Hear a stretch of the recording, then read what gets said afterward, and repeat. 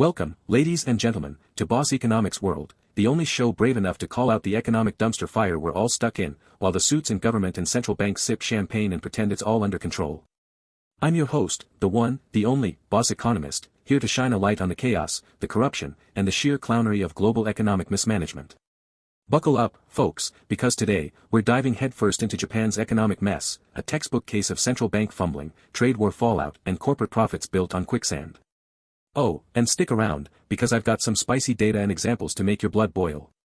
Now, let's talk about the latest drama unfolding in the land of the rising sun, or should I say, the land of the sinking economy.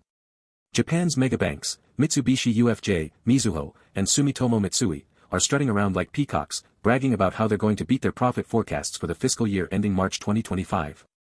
Oh, look at us, we've already hit 100% of our targets by Q3, they crow, while analysts like Michael McDad from Morningstar nod approvingly, saying, yeah, unless these guys somehow post net losses in Q4, they're golden.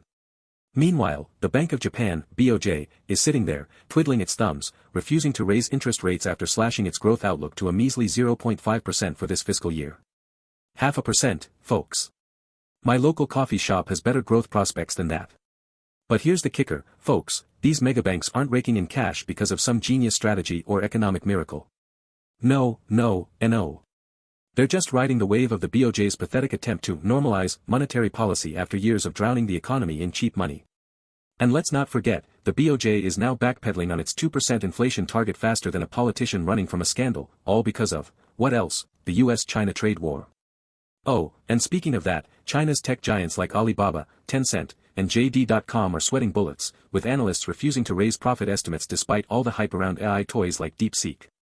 So, what's the big picture here? Let's break it down, from the nitty-gritty details to the systemic rot, and expose how government mismanagement is driving this train wreck. Let's start with the Bank of Japan, shall we? These guys have been stuck in a monetary policy time warp since the 1990s, clinging to negative interest rates like a life raft in a tsunami. Finally, in March 2024, they decided to dip their toes into the world of rate hikes, baby steps, mind you, because heaven forbid they actually act decisively. And what do we get? A measly 0.25% rate hike, followed by, nothing. Nada. Zilch. Last week, the BOJ decided to stand pat, refusing to raise rates further, even though inflation is creeping up and the yen is weaker than a wet noodle. Why? Because they're terrified of rocking the boat in the middle of the US-China trade war. Now, let's put this in perspective, folks. According to the International Monetary Fund's latest World Economic Outlook, October 2024, Japan's GDP growth is projected at a pathetic 0.3% for 2025, lower than the BOJ's own 0.5% forecast, which is already a downgrade from their earlier 1% projection. Meanwhile, inflation is hovering around 2.5%, overshooting the BOJ's sacred 2% target.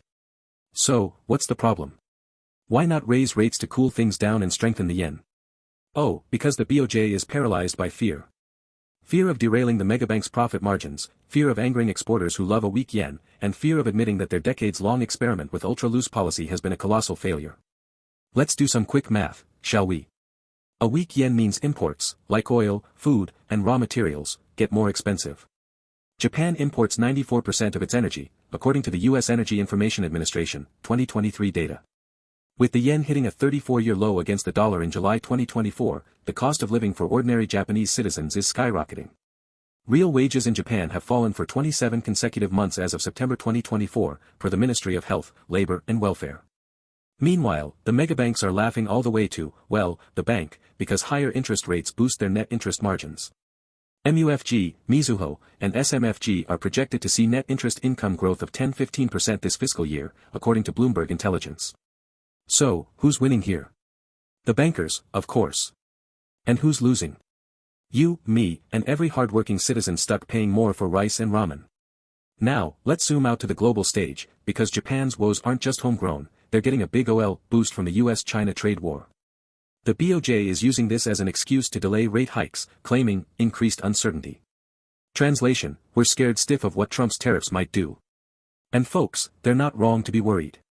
The US has slapped tariffs of up to 60% on Chinese goods as of late 2024, targeting everything from semiconductors to electric vehicles.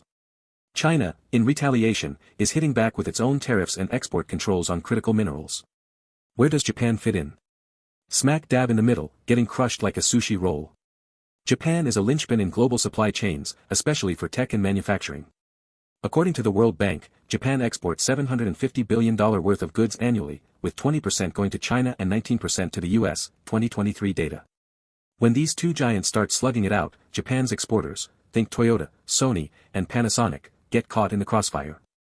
The Japan External Trade Organization reported in October 2024 that Japan's exports to China fell by 8.6% year-on-year in the first half of 2024, largely due to US tariffs disrupting supply chains. Meanwhile, the yen's weakness makes it harder for Japanese companies to compete globally, because their costs are rising while their profits are squeezed. And let's not forget China's tech sector, which is taking a beating. Analysts at Bloomberg Intelligence are refusing to raise profit estimates for giants like Alibaba, Tencent, and JD.com, even though AI innovations like DeepSeek are making headlines. Why? Because geopolitical tensions are choking off growth. Just last month, the US expanded its export controls on advanced semiconductor technology, cutting off China's access to critical chips. Japan, as a key supplier of chip-making equipment, is now stuck between a rock and a hard place: comply with US demands and lose Chinese business, or defy the US and risk sanctions. Either way, Japan's economy takes a hit. Now, let's circle back to those megabanks, Mitsubishi UFJ, Mizuho, and Sumitomo Mitsui. These guys are popping champagne because they're set to beat their profit forecasts, thanks to higher net interest income and juicy fees. But folks, this is a house of cards waiting to collapse. Their profits are built on the BOJ'S refusal to raise rates aggressively, which keeps borrowing costs low for corporations but screws over savers and ordinary citizens. And here's the kicker: analysts at SMBC Nikko are warning that shareholder returns, like stock buybacks, are going to take a hit because of the trade war uncertainty. So, even the banks know this party can't last. To put this in perspective, let's look at the latest data from the Financial Services Agency of Japan.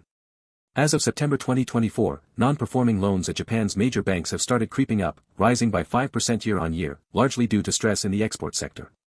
If the trade war escalates, and folks, with Trump threatening 100% tariffs on Chinese EVs as of November 2024, it's only going to get worse. Those bad loans could explode, wiping out the bank's paper profits faster than you can say recession. So, what's the takeaway here, folks? Japan's economy is a textbook case of government and central bank mismanagement. The BOJ's obsession with low rates has fueled a bubble in corporate profits while leaving ordinary citizens drowning in inflation. The government's failure to diversify away from US and Chinese markets has left Japan vulnerable to every tariff tantrum and trade spat. And the megabanks? They're just the cherry on top, raking in cash while the real economy crumbles. But hey, don't take my word for it, look at the data. Japan's public debt is 252% of GDP, the highest in the developed world, according to the IMF, 2024. The working-age population is shrinking by 600,000 people a year, per the United Nations, making it impossible to grow out of this mess without structural reform. And yet, what do we get? More of the same: empty promises, half-baked policies, and a central bank too scared to act. So, to my friends in finance watching this, here's my advice: enjoy those megabank stock gains while they last, but start hedging, because this ship is sinking. And to the ordinary folks out there, struggling to pay your bills while the elites party on, keep fighting, keep learning, and keep holding these clowns accountable. Until next time, this is Boss Economist, signing off. Stay sharp, stay skeptical, and stay solvent.